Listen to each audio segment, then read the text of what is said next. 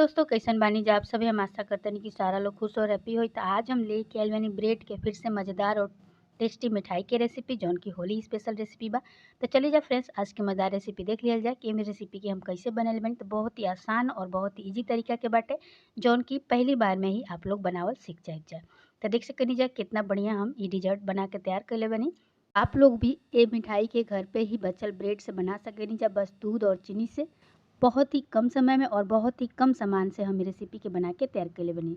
तो सबसे पहले क्या करिए 4 से 5 गज हम ब्रेड के स्लाइस ले ले बनी। आप लोग देख सके नीचे तेजा हम बड़ा साइज के ब्रेड ले ले बनी। आप लोग देख सके नीचे सबसे पहले के का करिए के 4 टुकड़ा में कटिंग कर लीजिए। तेजा हम चाकू की मदद से के 4 भाग में काट ले ले बनी। आप लोग देख सके नीचे सबसे पहले क्या करिए कढ़ाई ले लीजिए। कढ़ाई में तेल गरम कर लीजिए। तो तेल हम पहले से गरम कर ले बनी। आप लोग देख सके नीचे तो मीडियम फ्लेम पे तेल के बढ़िया से गरम कर लेब जा। अब क्या करिए कि एक एक गो टुकड़ा उठा के हमने के कढ़ाई में डाल दिहल जी और बढ़िया से करा के दोनों साइड से गोल्डन ब्राउन होके तक बढ़िया से करा के तल लिहल जी।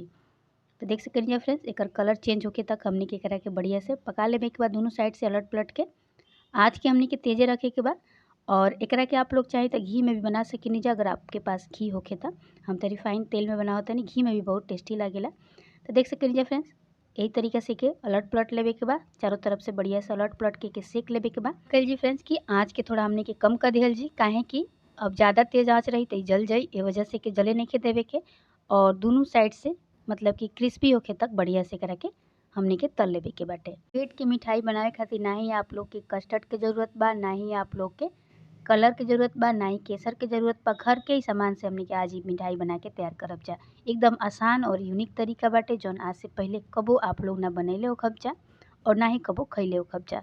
अभी तक आप लोग हमारा चैनल के सब्सक्राइब नहीं कीजिए कैले तो प्लीज़ लाइक शेयर सब्सक्राइब कैल मत भूलब जा। तो ये देखिए जब बढ़िया से एकर कलर भी चेंज हो गई बा, अच्छा तरीका से सेका गई बा। यही तरीका के हमने के सेके के बाटे।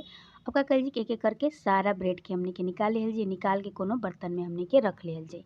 तो चलिए जा फ्रेंड्स सारा ब्रेड के निकाल दिहल जा तेल से निकाल के या आप लोग कोनो बर्तन में निकाल के हमने के रख लिहल जी। और दोबारा से जौन बाच गई बा ब्रेड ओकरा के भी तल लिहल जा। एक एक करके सारा ब्रेड के हमने के कढ़ाई में डाल दिहल जा। देख सके नीचे कैसे डालते नहीं। अब क्या करिए कि सारा ब्रेड के पलट लिहल जा। जैसे पहले वाला बैच तल लिया जा वही तरीके से एक भी तले के बाटे। तो आप लोग के जितना बनावे हो एक हिसाब से आप लोग कम ज़्यादा कर सके नहीं जा। तो आज हम कुछ ज़्यादा मात्रा में बनाओ नहीं, आप लोग देख सके नहीं जा। अब क्या करिए कि सारा ब्रेड के हमने के यही तरीके से दोनों तरफ से सेक लिहल जाए। अब बढ़िया से सेका गई बा। अब इजा गैस के बंद कर दिहल जा। एक एक करके सारा ब्रेड के हमने के निकाल के कोनो बर्तन में रख लिहल जा ताकि एकर जौन एक्स्ट्रा तेल बटे निकल जाए। तो हम सारा ब्रेड के निकाल के एगो बर्तन में रख ले बनी। आप लोग देख सके नीचे यही तरीका के हमने के सेके के बाटे, ना ही ऐसे ज़्यादा सेके के बाद ना ही कम। एक गिलास दूध लिहल जी। तेजा हम एक गिलास दूध ले ले बनी। देख सके नीचे तेजा हम गाय के दूध ले ले बनी। आप लोग भैंसी के भी दूध ले सके नीचे। अब क्या करिए कि दूध के डाल के बढ़िया से करा के हमने के रबड़ी जैसा बनाए के बाद जब तक कि दूध आधा से कम ना रह जाए तब तक हमने के पकावे के बाटे।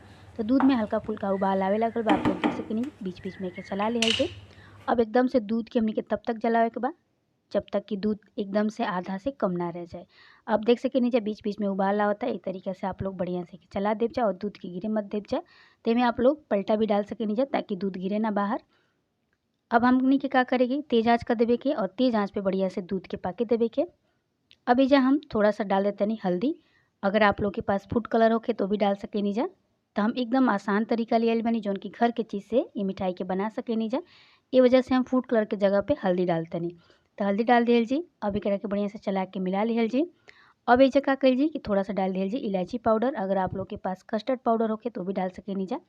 अब ये हमने के का कल जी कि थोड़ा सा हमने के ब्रेड के मिक्सी जार में बढ़िया से हम चला ले रही है। एक के डाल दिया जी। ऐसे का हो कि जो हमने के दूध बाटे थोड़ा गाढ़ा हो जी, मतलब कि रबड़ी जैसा हो जाए। तो कस्टर्ड पाउडर के जगह पे आप लोग ब्रेड के थोड़ा सा मिक्सी जार में चला ले जा और चला के का करब जा कि ये में डाल सके नीचे दूध में एकदम से आप लोग के जो दूध बा रबड़ी जैसा हो जाए। अब ये हमने के डाल दे दी चीनी। तो देख सकें फ्रेंड्स हम चीनी डाल दे रही सारा चीज़ के बढ़िया से मिला लिहल जी। अब एक बढ़िया से पका लिहल जी। इलायची पाउडर से थोड़ा सा एक टेस्ट बढ़िया है ये वजह से डाल देनी है। अगर आप लोग के पास ना होके तो ऐसे भी बना सके नीचे मिठाई के। तब दूध के देख सके नीचे उबाल आवत ताटे और आधा से कि कम करे के बाद तो देख सके नीचे फ्रेंड्स कितना बढ़िया से ही पहले से ज़्यादा कम हो गई बा। आप लोग देख सके नीचे तो बीच बीच में करा के चलावत रह जा। ये देखिए एकदम से गाढ़ा हो गई बा। कुछ देर और पका लिहल जाए काहे कि इसे थोड़ा सा और ज़्यादा हमने के गाढ़ा करे के बाटे।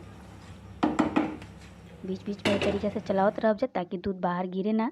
अब ये देखिए एकदम से गाढ़ा हो गइल बा। यही तरीका के हमनी के चाही, ना ही इससे ज़्यादा पतला चाही और ना ही इससे ज़्यादा गाढ़ा चाही। ये देखिए एकदम पेस्ट तैयार हो गइल बा। तब का कइल जी कि गैस के बंद कर देहल जी।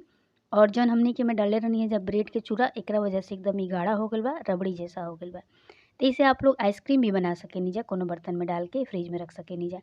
अब जितना हमनी के ब्रेड के सक के रखले रहनी जा, ओकरा के एगो बर्तन में निकाल देहल जी। ऊपर से हमनी के ठंडा ठंडा जौन ई मलाई बाटे ऊपर से डाल देहल जी। तो ये देखी जा अपना हिसाब से डाल लेब जा आप लोग, कोनो बड़ बर्तन भी ले सकेनी जा। ये देखिए जा ऊपर से हम चारों तरफ से डाल देले बनी। अब एकरा ऊपर से आप लोग चाही जा तो थोड़ा सा कटल बादाम, काजू, पिस्ता डाल सकेनी जा, चांदी के वर्क भी लगा सकेनी जा। तो हम एकरा के नारियल से गार्निश कर देतनी, मतलब कि नारियल से थोड़ा सा सजा देतनी। तो एकदम सिंपल तरीका हम लेके आइल बनी फ्रेंड्स, जौन कि केहू भी बना ली। सब केहू के घर में ही सारा सामान रहेला और कोनो भी बाहर से सामान लेवे की जरूरत नहीं है। घर के ही चीज़ से आप लोग आसान तरीके से मिठाई के बना के तैयार कर लेब जा। तो देख सकेनी जा कितना आसान रेसिपी बा, बहुत ही कम समय में बन के तैयार हो चुकल बा। तो अगर आज की रेसिपी आप लोग के पसंद आई होखे तो प्लीज़ लाइक, शेयर, सब्सक्राइब कइल मत भूलब जा। और अगर हमारा चैनल पे पहली बार आइल बन जा तब प्लीज़ हमारे चैनल के सब्सक्राइब कर लेब जा। तो देखिए जा कितना बढ़िया हमनी के ई मिठाई बन के तैयार हो चुकल बा। देखिए शाही टुकड़ा भी बोलल जाला और बचल ब्रेड के मिठाई भी बोलल जा सकेला। तब तक खातिर बाय बाय। फिर मिलल जी काले एगो नया वीडियो के साथ। Thank you so much friends हमार वीडियो देखे खातिर। और अभी तक हमारे चैनल के सब्सक्राइब नहीं कीजा कले तब प्लीज़ जाके लाइक, शेयर, सब्सक्राइब कर लीजा और ज़्यादा से ज़्यादा ये वीडियो के शेयर करी जा, ताकि और भी हम आप लोग खातिर बढ़िया बढ़िया वीडियो ला सकी।